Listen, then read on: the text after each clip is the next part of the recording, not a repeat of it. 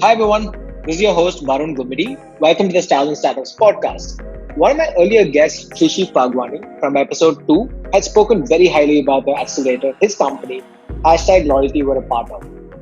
I had a chance meeting with Prasanna, the CEO and co-founder of Upeka, and loved what they had to say and invited him to be on the podcast. We talk about what it means to build a value SaaS business, pricing in SaaS, and a lot more exciting concepts, including effectuation, and also what it is to be a startup in itself.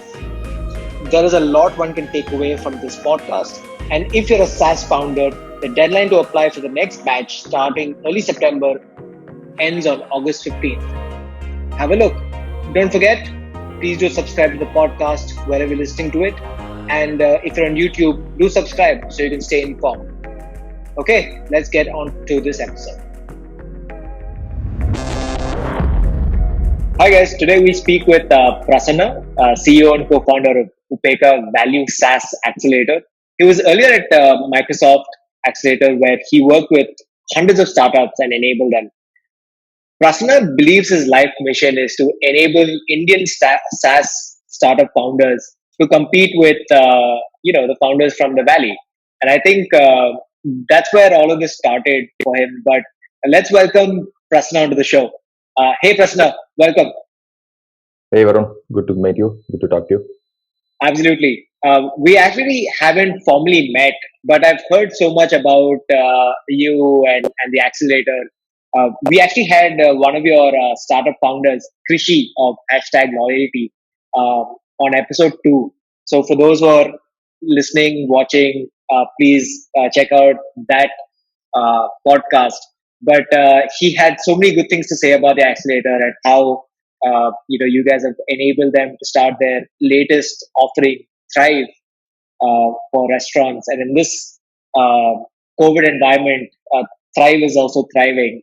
So, hey, so one of the things I've heard about Upeka is you becoming the YC of Indian SaaS entrepreneurs.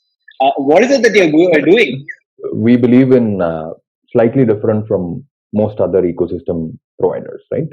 So what we want is for founders to have success. So what we are looking for is meaningful founder outcomes. And interestingly enough, meaningful founder outcomes and meaningful business outcomes are not always aligned.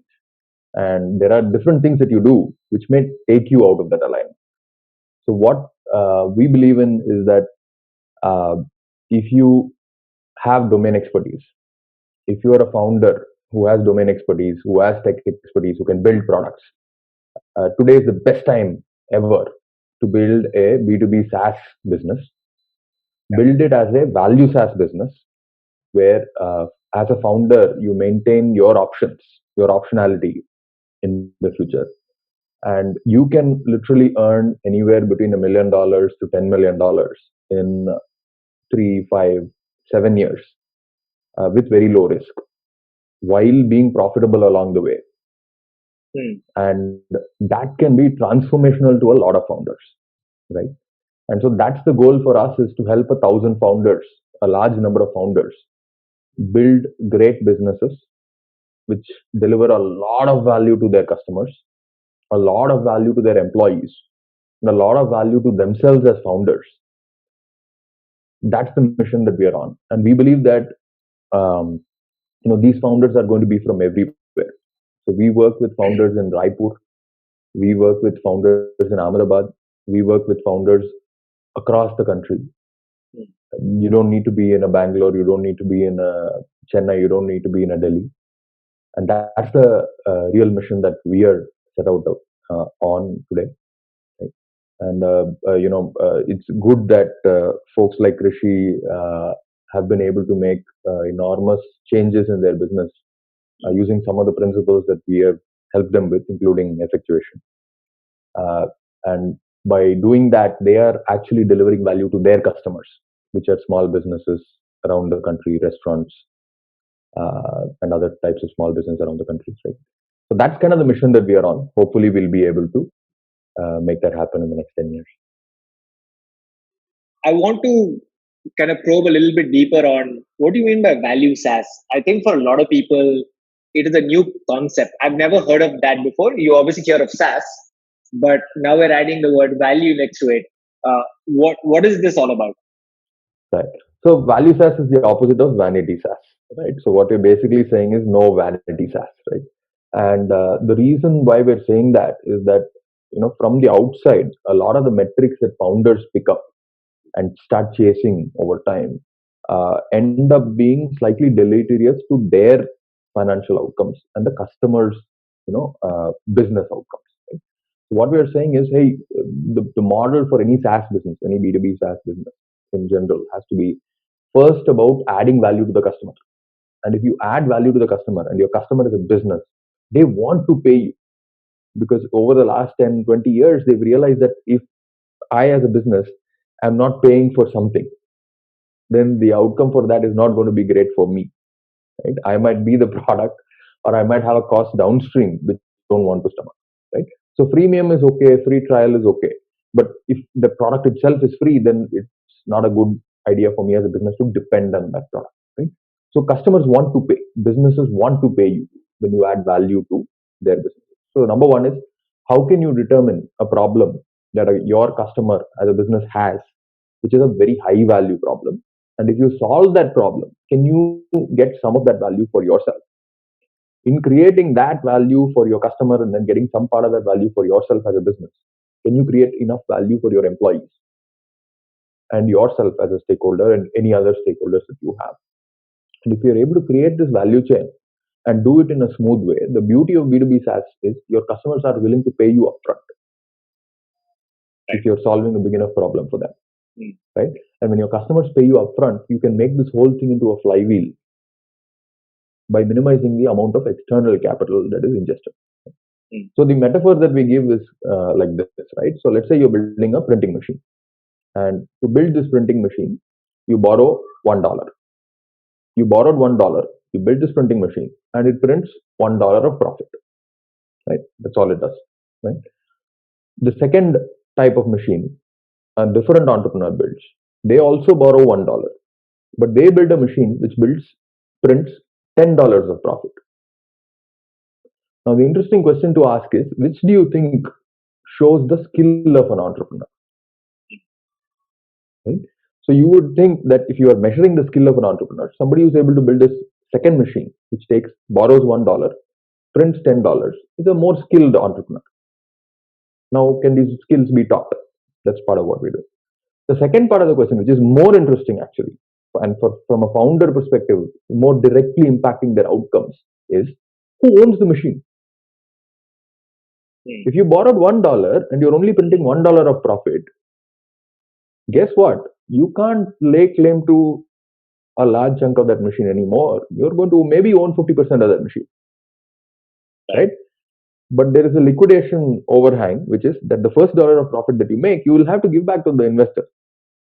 So you may be left with nothing. In the second case, you may have to give only 10% of that machine to that lender.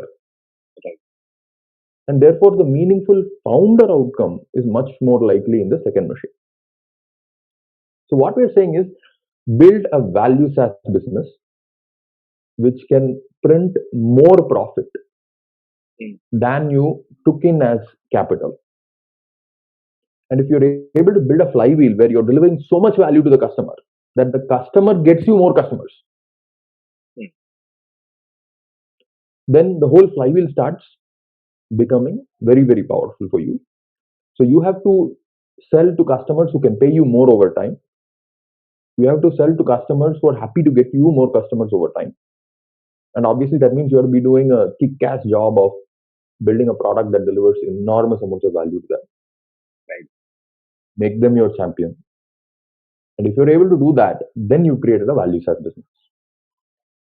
And we believe that given where things are, given how software adoption is exploding around us, every single business is going to need software to run everything that they do.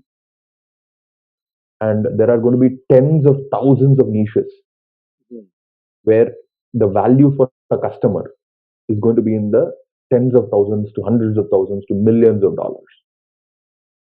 And many of these niches will not have a TAM where a VC scale exit can be there. right? So this might be you're selling to a niche where there is only a 20 million market. But if you build customized software for them, you can create $200 million of value for which you can get 20 million. And if you do that as a value SaaS business, if you create $200 million of value, or between you and your competitors, you've created $200 million of value, you can probably sell your business for $20 million, $40 million, $100 million to somebody, or keep generating millions of dollars of profit every year because you don't have to give money back to somebody. You don't have to give an exit back to somebody. And therefore, you can create millionaires out of your employees and become millionaires yourself, right? And we see that in the next 10 years, there are going to be tens of thousands of these niches. That's the philosophy of value SaaS. I've read somewhere that software is eating software. Earlier it was software eating the world, where everything is getting taken over, and daily functions. Maybe you're writing a book, and that converting accounting on a book to a software was what is happening.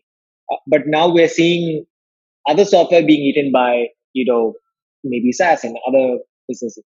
Is this a term? What does this really mean? So the way we are thinking about it is there are all these things happening in parallel, right?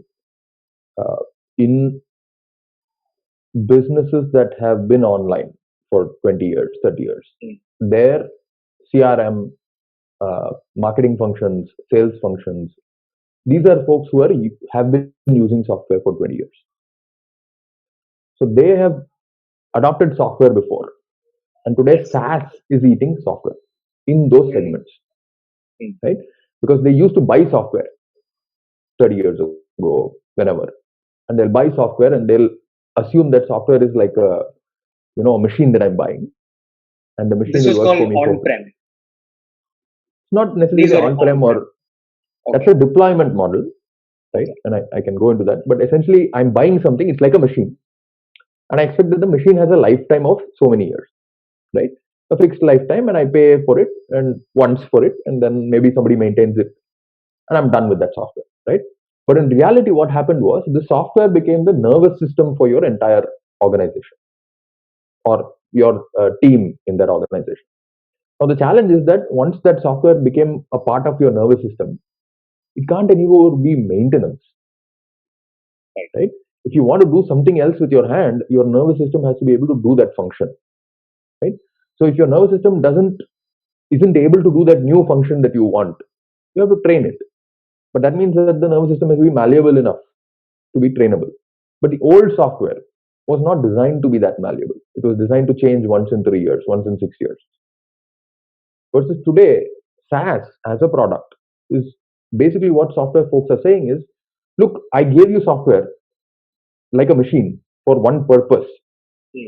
But you are coming back to me 6 months later saying it has to do something else.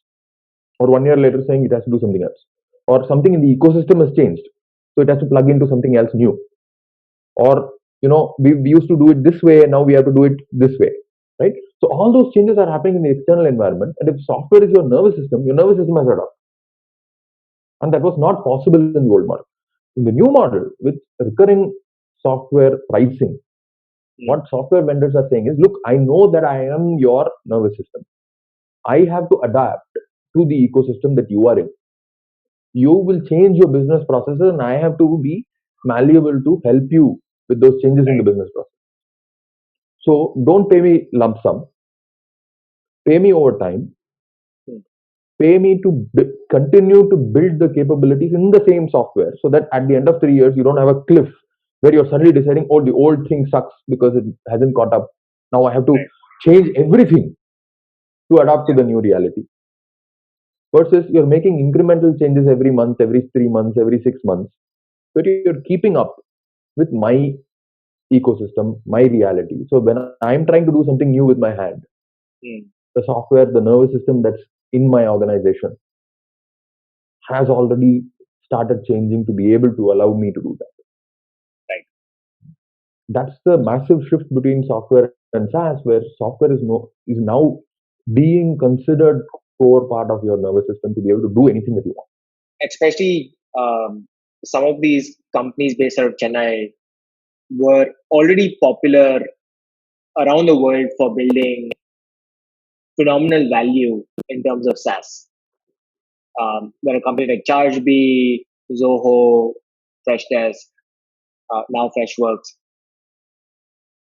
But the latest companies that have come out, I would say in the last 6 months, we have probably heard more about them is companies like Hasura, Postman, Whatfix, which have now been valued at very large values.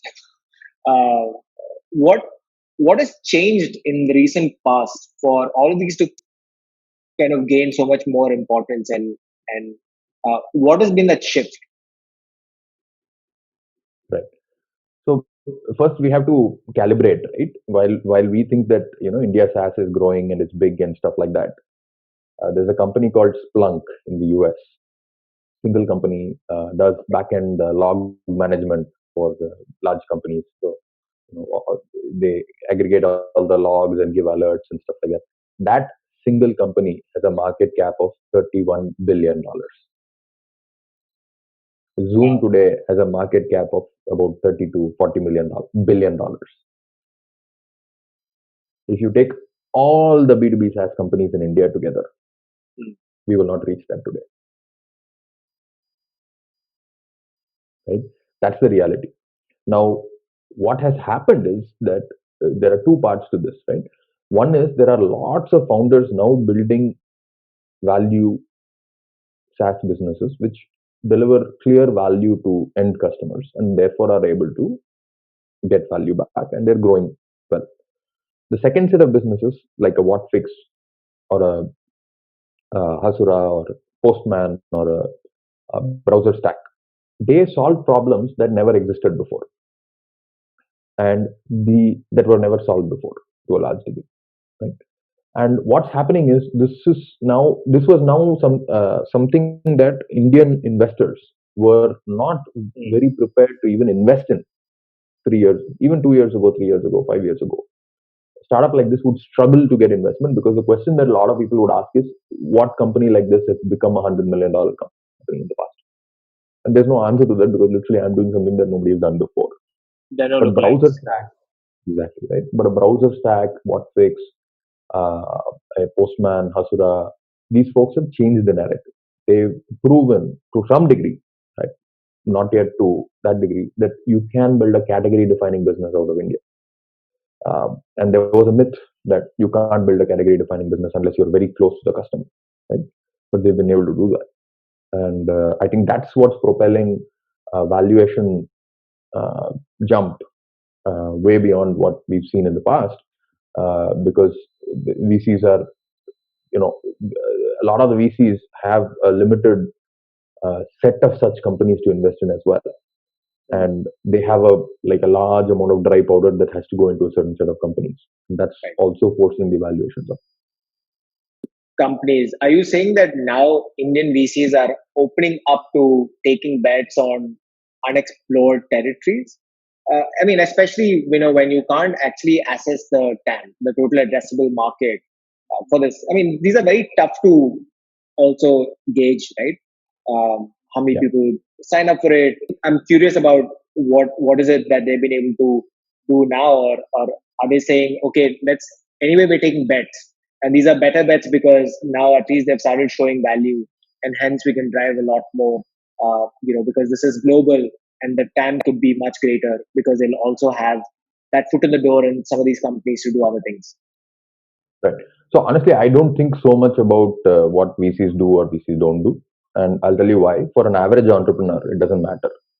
VCs fund maybe 3% of founders, 5% of founders, right, at best, including early stage, seed stage kind of funding. Right?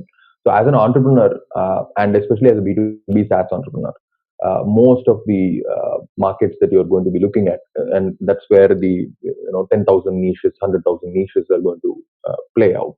If you have domain expertise in a particular domain, and literally yesterday night I was speaking with an entrepreneur who built a $4-5 million revenue annual ARR business in a very, very vertical niche, and they have not been able to get funding in India. because they understand that vertical very, very well. Nobody can understand the vertical as well as that. And they see a path, and they saw a path from going from 100,000 to a million to 5 million to 10 million and 20 million and 100 million. But the others don't see that path, right? Somebody who's not been in that industry can't see that path. And this person was telling me there is a market called the GRC, which is governance, regulation, and compliance, right? And this is a super specialized market, right? CFOs will have a small team. CFO of a large organization will have a small team which deals with the stuff. But if this goes wrong, it could cost a company millions to tens of millions to hundreds of millions of dollars in penalties. Right? So this is a very, very niche play. And so an analyst or somebody, even if they spend like literally weeks, if not months, understanding the segment, if a new product comes up in that space, they are not qualified to judge whether that product will work or not, whether that business will work or not, or that TAM will work or not. Versus the entrepreneur who has that domain expertise, right? And might as well, in most cases, is most likely to have a few customers who are ready to buy that. Is a much better judge of the potential of that. So in some cases, they might be solving their own problem. Like the Postman guys, their story is that they solved their own problem, right? And they had deep domain expertise in that space, and they built that domain expertise over time. Or if you take the browser stack guys, they built something to solve their own problem. Or if you take Manav from Eka, he was doing something to solve his own problem. Or in the founder that I spoke to you about yesterday, he was also doing something to solve his own problem. Or I know people who have come out from a Wipro, for example, and they were deep in the manufacturing space, and they realized that, and this is a very, very specific insight, right? They realized that in any kind of a production environment where you're doing batch-based production, there is a concept of a golden batch, and the golden batch, somehow the quality of that is much, much better than the other batches. So how do you replicate that golden batch? Is a $1 million, tens of millions of dollars, hundreds of millions of dollars cost problem to solve. But if you really don't understand everything about that, you can't make that promise to somebody, right? And so you can't even talk to somebody who's running a plant. And this might be $1 billion revenue plant, and for them that difference between the golden batch and the next best batch might be in the hundreds of millions of dollars of value a year. How do you even talk to them without having that deep domain expertise? But if you have that deep domain expertise, do you think somebody else is going to understand that and say, yes, this is a big enough problem? It's not easy, right? So when founders have that conviction, and that could be like $1 billion thing or $100 million thing or tens of millions of dollars, if they have the domain expertise and the conviction and a few customers who can take it and run with it and show that, yes, this works for me, that is what is going to be a much better indicator than any other vanity metric, right? Which somebody from the outside is looking for, and they're looking for metrics because they want something quantitative to, grab a hold of, right? Yep. But for founders, that qualitative feedback, saying if a customer says, "Look, I'll pay you for it, give it to me, I need this," is enough to build a viable business. In B2B SaaS, in B2C with small ticket size, it doesn't work. But in a B2B SaaS kind of a context, a single deal could be $100,000, $200,000, $500,000. That's like a medium-sized, large angel round or a medium-sized seed round, and that can get you off the ground and going and building that value SaaS business. When did you have this insight? Was it while running, growth at Microsoft Accelerator, or what is the moment that you said, what, this is what I want to be doing, and let's go out and build Upeka along with co-founder Rajan? Right. So I was in a B2B startup in 2005 to 11. We were doing a network security product, initially hardware, and then we couldn't afford to build the hardware, so we built software alone and sold it. We had amazing advisors, but the challenge was that none of them at that point in time, 2005 in India, very, very few of them had built a startup before. So they were giving us amazing advice, which was 180 degrees wrong. Not because of intention, but simply because they were giving that advice from a corporate perspective versus what we needed was from a startup perspective. Then I did another startup which was bootstrapped again B2B, got to about 35,000 pounds in revenue, but couldn't scale that out because the market was not in a good condition at the time. This is 2011, 12, aftermath of the financial crisis and stuff, right? And then I joined Amazon, and then I joined Microsoft Accelerator. In Microsoft Accelerator, I worked with primarily a large number of B2B startups, but B2B was not necessarily SaaS. It could be an OEM product, it could be all manners of products that were in that space. Right? Towards the end, when I started talking to a lot of people, I realized that in that 100 plus startups that I had spoken to, the folks who were doing really well were the SaaS founders. Because recurring revenue, while it's slow to start, as it compounds, and especially founders who've been able to build a good product, right, or a great product which actually delivers value to customers, those folks were able to sustain it, build it, keep growing year over year, and some of them have become very large business. Right? Then the thought process was, okay, what's preventing a lot of people from building SaaS business? And the analogy that I went for and figured out was that in 1990 there were about 200 companies doing about $100 million of IT exports, IT services exports. And then the economy opened up, of course. By 2002, there were 8,000 companies in IT services doing This is from 12 India. from India, right? Doing $12 billion of exports. Right? So insane amount of growth in the number of companies. And I believe, we truly believe that that's where we are with B2B SaaS in India today. There are probably a few hundred companies, maybe 1,000 companies that are doing real revenue and stuff like that, right? Yeah. But there are a lot of contextual, strategic, and tactical kind of things that have to go right for a SaaS business. Right? And the challenge with the SaaS business is there are lots of things that have to go right for you to be able to build a flywheel which can propel you forward. Right? And unfortunately, money can let you live longer, but money is not the way to solve these things. Right? You can't figure this out just because you have money. Right. So that's where we figured out that, hey, there are a set of inflection points, and if you solve for those inflection points, then you can actually build this flywheel which generates more and more revenue by itself, just focusing on the product, the marketing, delivering value to customers. And most entrepreneurs get into business just for that, right? Most entrepreneurs get into business because they see a customer and they're like, I can add more value to their life. So if you can just focus on that and then build this flywheel, that we want that philosophy or that method to do the same transformation that happened in IT services from a 200 companies to 8,000 companies. We want to be responsible for, say, 1,000 or 2,000 of them over the next 8-10 years. So Upeka is also run as a startup, right? You guys have raised your own round of funding. You brought investors on board. You're not a SaaS business yourself. You're enabling SaaS businesses. What did the investors see? How did you convince them that this is, where you are at? And, how does this work? Right.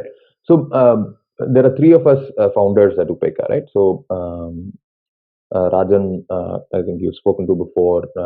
He's had a long history of working in the ecosystem, helping a lot of people with product, helping a lot of people with M&A as well in the past, right?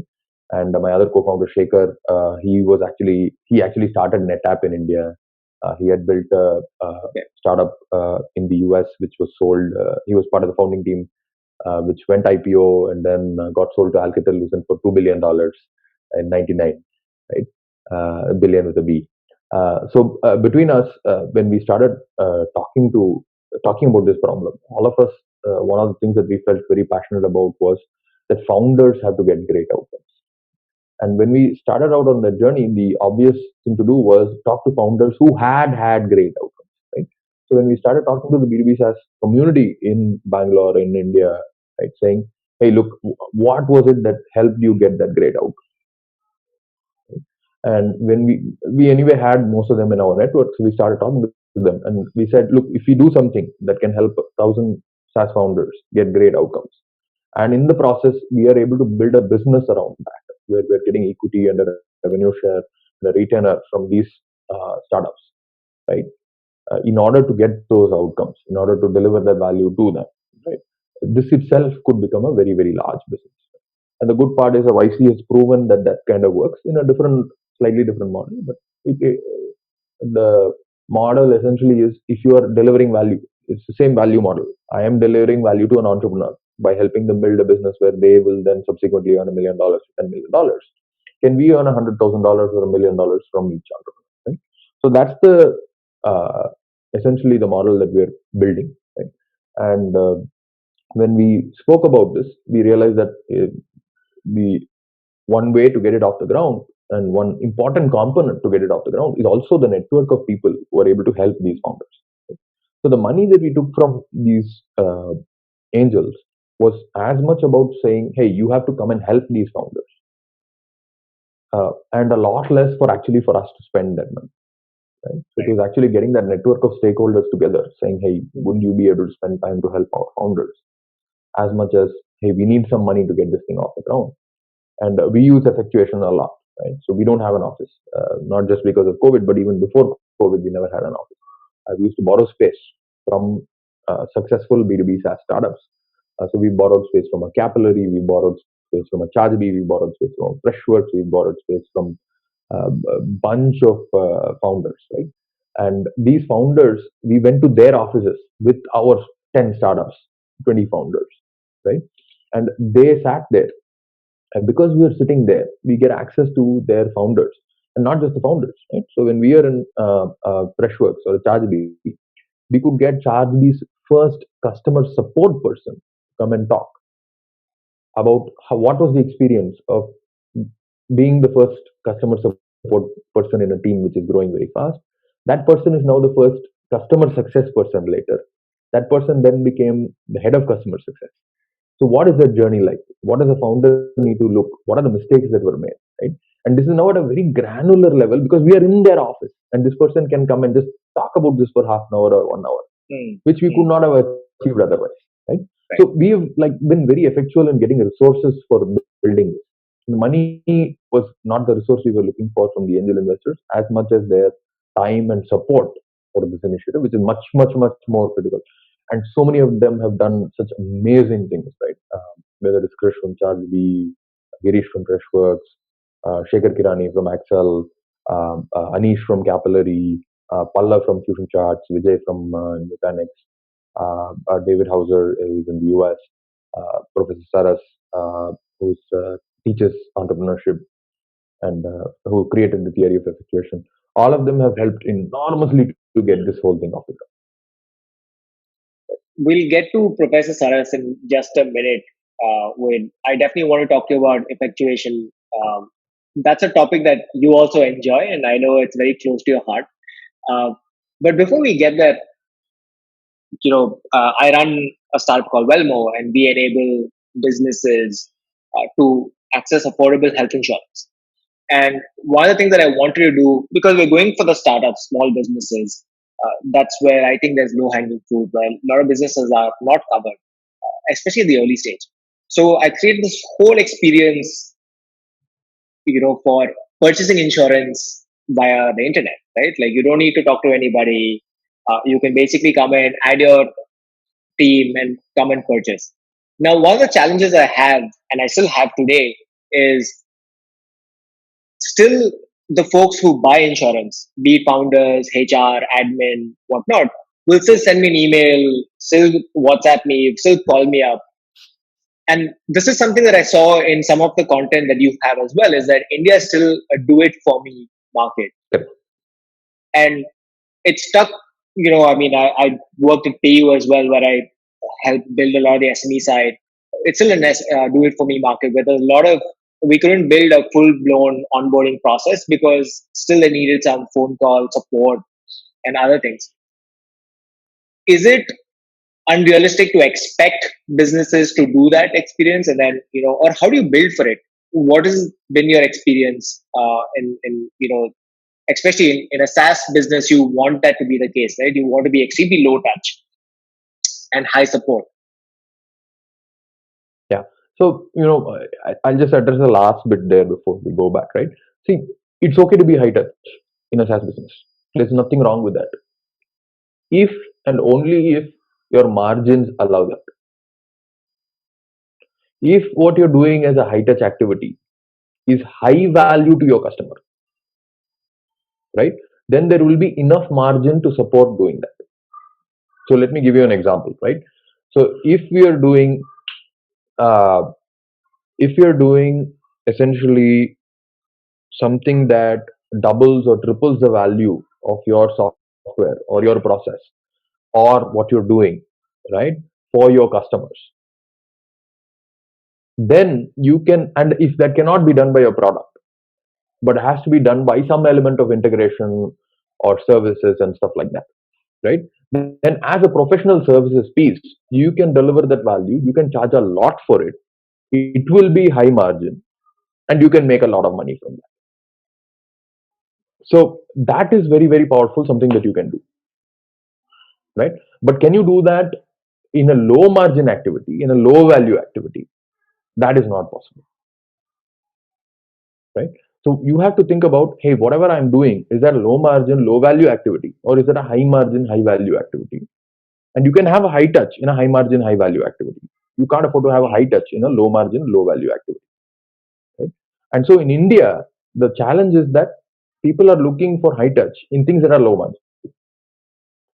So then your business model becomes very difficult to deliver that.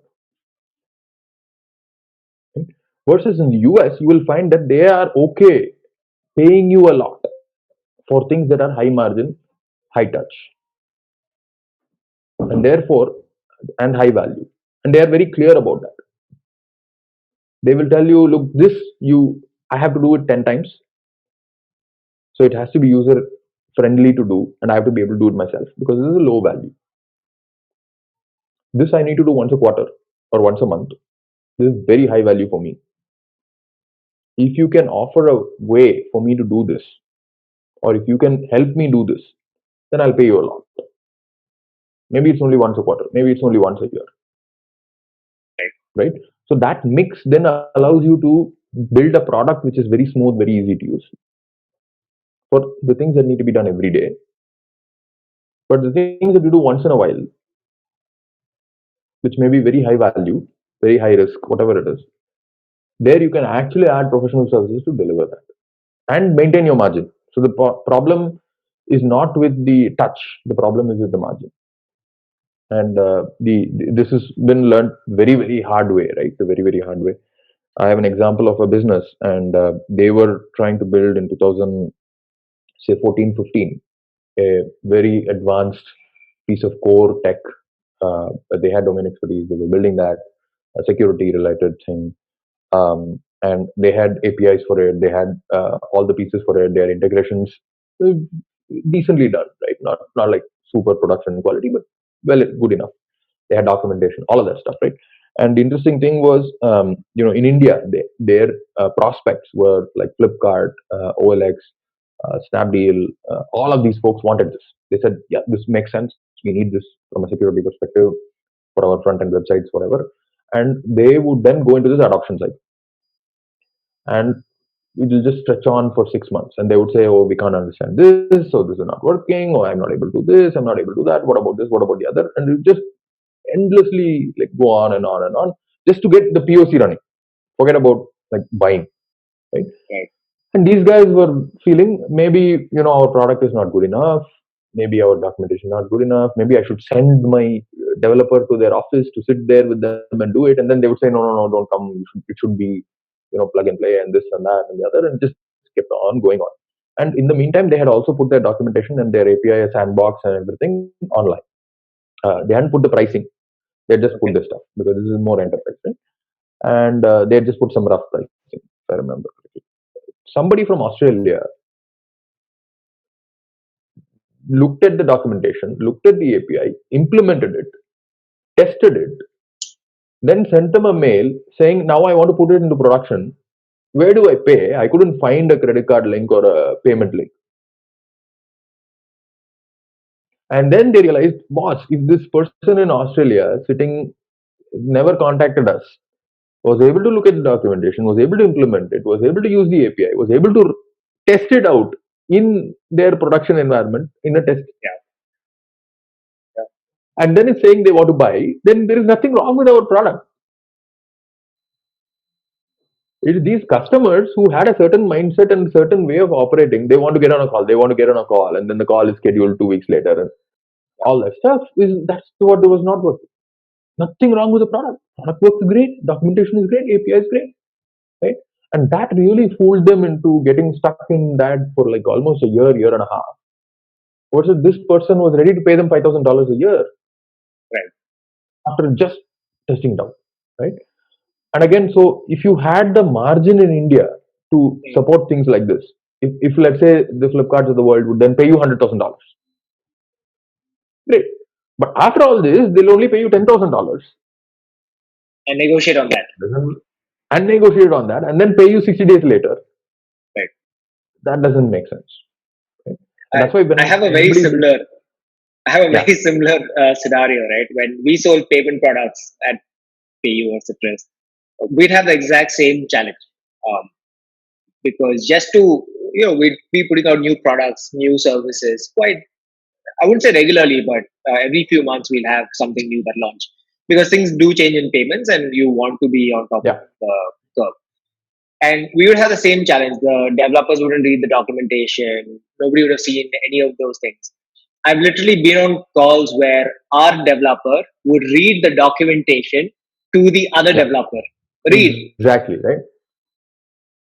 And they're like, hey, where is this? I'm like, it's titled Documentation API for so and so.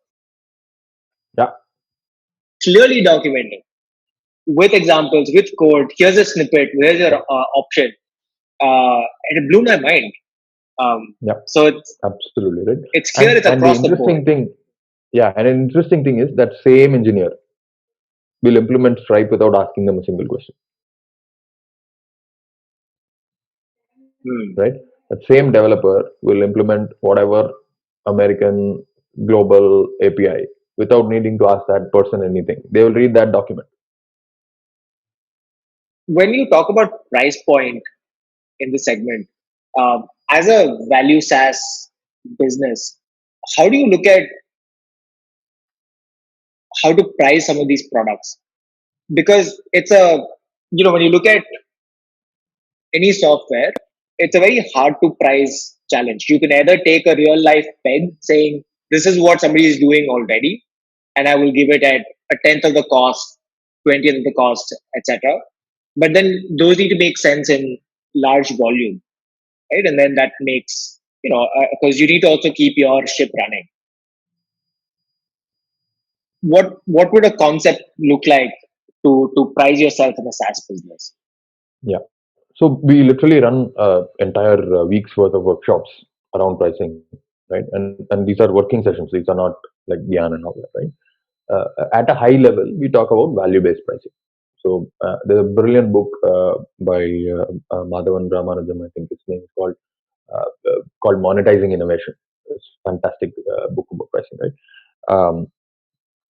Essentially, your pricing has to be linked to the value you're delivering to the customer. The value you're delivering to the customer is a function of the problem you're solving for the customer. So the biggest issue is if you're solving a problem that's not worth much to the customer. And again, I'm talking from a B2B context.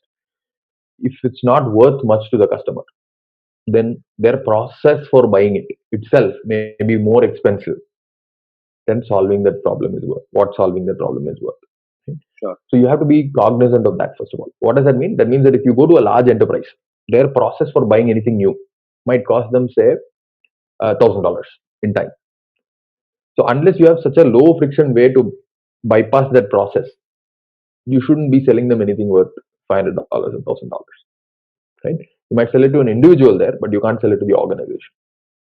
If you're selling to the organization, it's still in a Fortune 500 kind of a company because of compliance laws, a lot of real problems, right? These are not fake problems. A lot of real problems. The cost for them to buy a software might be $10,000. So you better sell them something that's at least solving a $100,000 problem for them. So if that problem is solved, the value for them is $100,000 or $1 million. Only then it's even viable for them to buy that software. Forget about deploying it and all that stuff. That's one starting point. So the problem that you're solving for them has a value X. You cannot charge more than that. That's very straightforward. That's your upper bound, right? Then on the other end, the cost for delivering that, and that's where the onboarding cost or the pre-sales cost or all of that kind of stuff starts coming in, and you should make sure that you're able to charge more than your cost, right? But too many founders start with this and not with the value. So what we say is cost, the price that you charge has to be value minus and cost plus, but closer to the value than the cost. That's how you can build a healthy margin. Now, what is pushing you down from the top is your competitors' pricing. So if there is a competitor's pricing available in that market, then they're going to push you down, you're going to push them down, and it's going to be a race towards the cost plus model. The way to escape that is to actually add more value, not reduce your costs. So unless you're like a truly scale business, reducing your cost will go only so far. But increasing the value is something that all of us can do.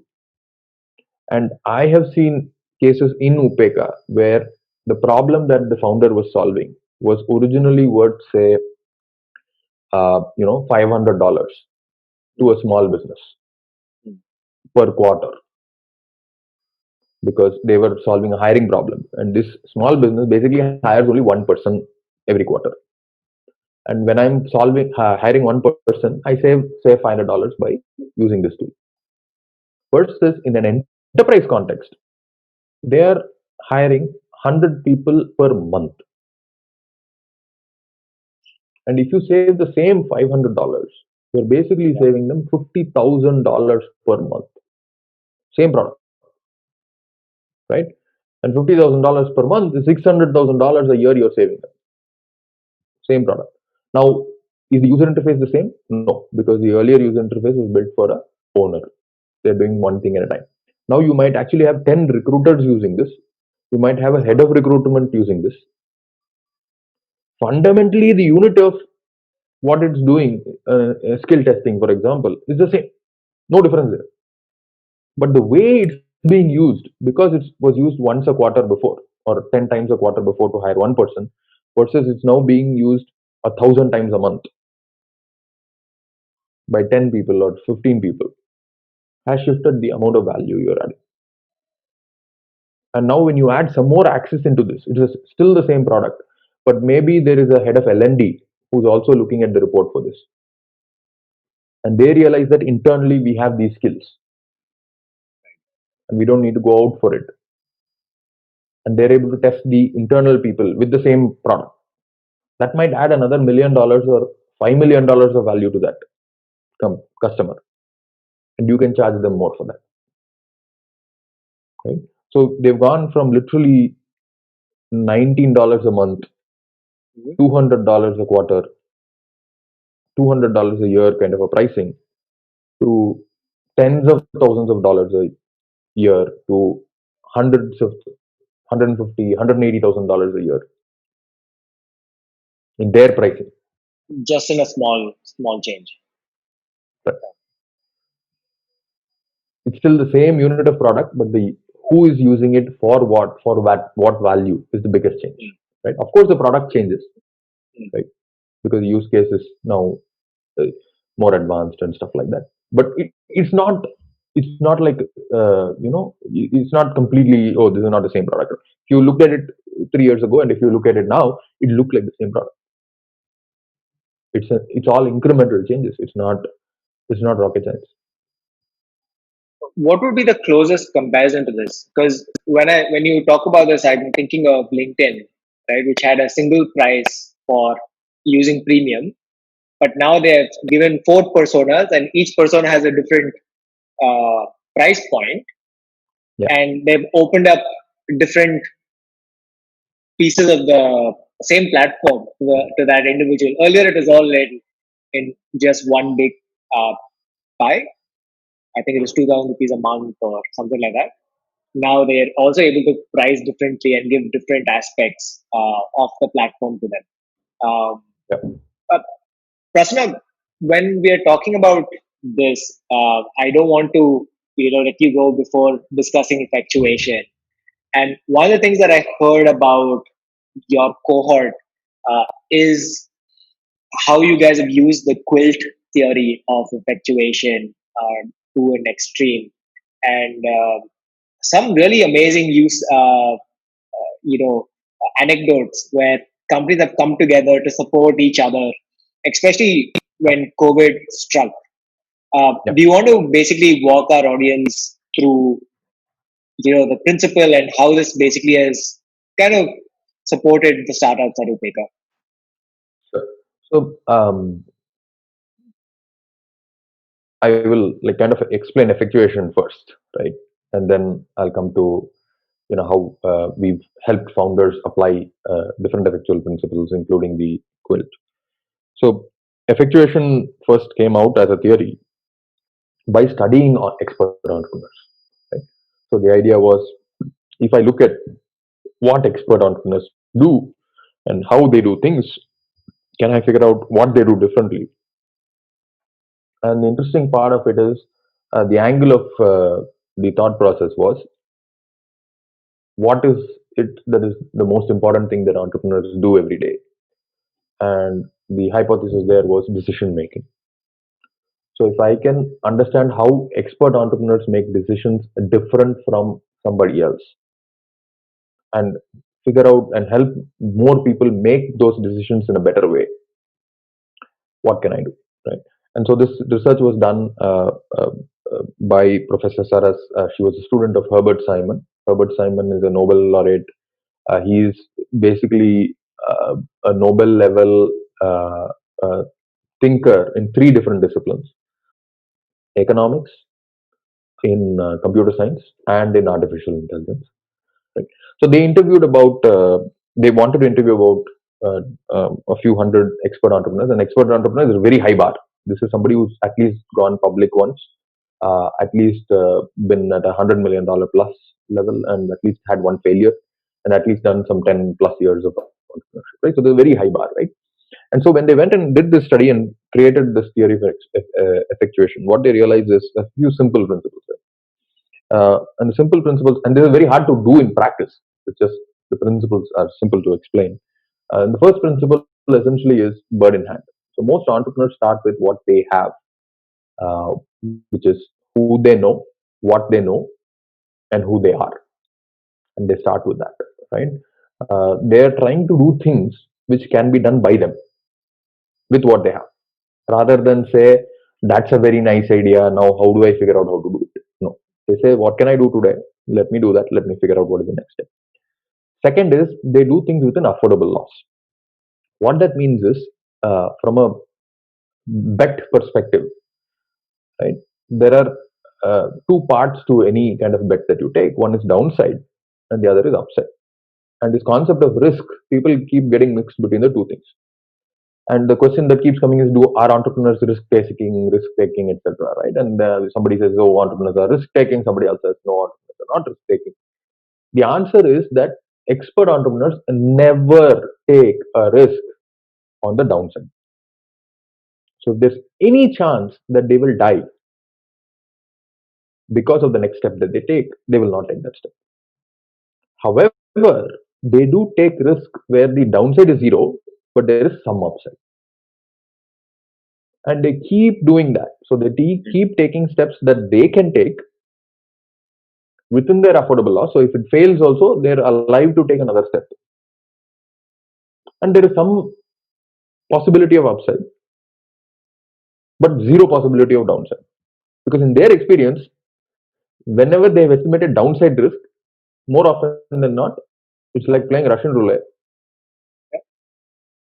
Mathematically, the upside might be calculated as, okay, you get $1 million if you win in Russian roulette, right?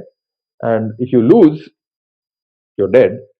So mathematically, the dollar value calculation of that is 5 by 6 times $1 million is your expected payout. But the odds are 1 by 6 that you will die. And this is the problem, right? The problem is that from a survivorship bias perspective, all the winners, all the people who played Russian roulette had great things to say about Russian roulette. because the others didn't survive. The guy who got his head shot isn't around to tell you that is a bad game to play, right? So all expert entrepreneurs always stay within affordable loss. Expert entrepreneurs don't play Russian roulette. The third principle is about the quilt, and that's where essentially what happens is this affordable loss is actually different for different people. Your affordable loss is different from my affordable loss. So what I need to build a business is actually not money, right? Will money get me growth? Money doesn't get me growth. I have to take that money, do something with it. Maybe it's hiring a person to build something. Maybe it's hiring a person to sell something. Maybe it's hiring some person to do some marketing work. Maybe it's hiring a person to go and talk to somebody else to sell it, right? But the money itself doesn't get me growth or whatever it is. Money gets me something, that gets me that stuff. And the interesting thing is that what it gets me may be affordable loss for someone else. Loss for someone else, then I can just get it from them without needing to do that monetary transaction. And if I'm able to stitch together a quilt where different people are giving me what is within their affordable loss, and I put this together, I might be able to build a viable business. And now this business is going to be extremely capital efficient because I have not used capital to build it. And when I have not used capital to build it, now come back to that old machine thing that I told you, which is if I had to take $1 and build a printing machine for $1, I don't own it. But if I took $1 and 9 of my friends and we together built a machine which prints $10, each of us now owns 10% of a machine that prints $10. So we are all better off than in the first situation. Right? And that's what expert entrepreneurs have figured out. And one of the absolute crazy examples of this is Richard Branson. Richard Branson, when he started Virgin Airlines, he wasn't a big entrepreneur at that point of time. Nobody knew who he was. What he said was, "Hey, Boeing, can you give me a couple of planes that you have that will be in your hangar somewhere that are not flying, right? But I can't afford to pay you for them upfront. What will it take for you to give me those planes?" And Boeing guys thought about it. That year apparently was a bit of a bad year for airlines. So they actually had manufactured a couple of planes which were not selling. So they were just in the hangar. They said, "Okay, pay me as you go," kind of a thing, right? And the condition from our side is you have to be exclusively Boeing. If this airline works, you should promise that you will only buy from Boeing. So then he said, "Okay, if at the end of the year the experiment doesn't work, I'll return those planes to you. But if it works, I'll only buy from Boeing."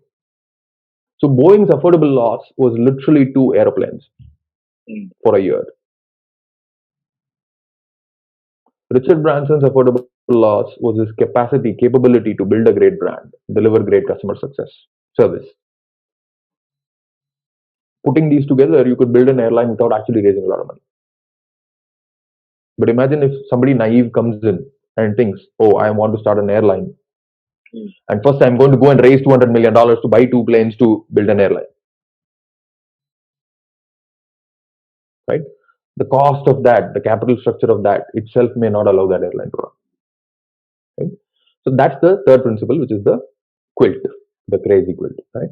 The fourth principle is called lemonade. So lemonade is about being able to take surprises that are happening in the environment and put them into what you're doing rather than saying, "No, I don't want a surprise." Right? A lot of great examples for this. Krishi is exactly a great example of this, because what they did was when COVID happened, they had to figure out what to do. And they came up with a way for restaurants and these food joints to sell discount cards, prepaid cards, which would help gift cards, which would help these businesses at a time when they needed money. And their loyal supporters who might have had money, and I don't want to see this business going out of this company going out of business because I like their cookies, I like their food, I want them to stay up and running because that's a place where I like to have food with my friends or with my girlfriend or whatever, right? And I want that business to be alive. That person's affordable loss may be a 100 rupee gift card or a 500 rupee gift card, this business's affordable loss is to take that gift card and give, say, a 10% discount or a 20% discount. You put those two together, and these folks built that platform very quickly and turned what was a bad situation into something that could actually generate revenue within, I think, 7 days, 10 days, a few days. Right?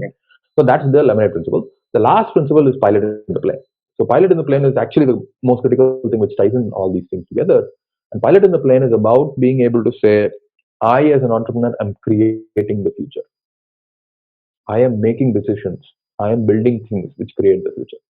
The future is not something to be discovered. The future is something to be built. And founders who embrace this, saying, I don't care what anybody is predicting that the future will hold. I am going to make it a future in which I will be successful. My customers will be successful. Those are the founders who actually are able to do all of these things in a very, very successful way and totally get to a much, much larger scale, right? It's not that they don't fail, but if they fail with an affordable loss. It's not that they don't take risk. They take risk, but they take risk in a way where the upside is maximized. It's not that they don't partner. They partner with a lot of people and make sure that everybody is working within their affordable loss. So even if the whole venture fails, everybody there will say, it's okay, we tried. It was within our affordable loss, so nothing bad happened to me. Can we try again? Because this is cool. And that's what happens, right? And in Upeka, we've built a tribe of founders who believe these things, who think this way.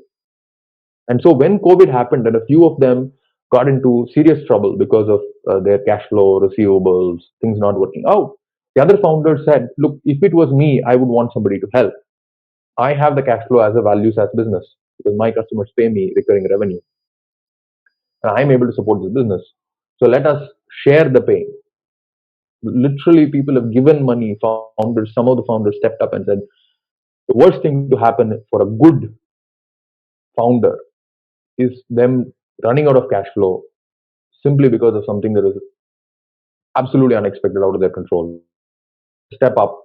Let's give them some amounts of money, just so that they don't die because of running out of cash during COVID. If they die because their product sucks or their customers are not buying or everything is gone, that's the issue. That's the risk that any entrepreneur takes. But it didn't make sense. So 4 of our startups got money, right? So 3 months worth of their working capital needs from the other founders who were slightly doing better, whose businesses had not been that affected. Right? And that kind of a quilt is what we want to stitch with our founders, between our founders, not just for money, right? Because money is just a means to it. But a lot of them have actually partnered to go to customers together, to build products together, to use each other's products. And that can make the whole thing much, much more efficient and effective. No, this is a great story, Prasanna. I'm glad we were able to share this with us today. Continued success with Upeka. Continue to grow the tribe. Keep making a difference. I'm sure we're going to see some multi-billion-dollar companies come out of Upeka, and Upeka might itself become a multi-billion-dollar company on the way. So good luck with all of that. Any last kind of shout outs that you want to make? Are you hiring? Yeah, so we are not hiring per se, but the next cohort of startups will be starting in late August, September kind of a time frame. So we will be opening up applications around July 20th kind of a time frame. The applications will be open for 15 days to 20 days. So anybody who wants to be a part of a tribe, who wants to be effectual, who wants to build value as business, who wants, as a founder, who wants to earn $1 million to $10 million and above, they should look us up. Hey guys, you've heard it from Prasanna right here. So do spread the word about Upeka and what they're up to. I think you'll get a lot of value. I've heard from a lot of their founders, and I for sure, at least from hearsay, say that they've done a fantastic job. So please share the video, subscribe, and also stay tuned for a lot more amazing founders like Prasanna right here on the Stars and Startups podcast.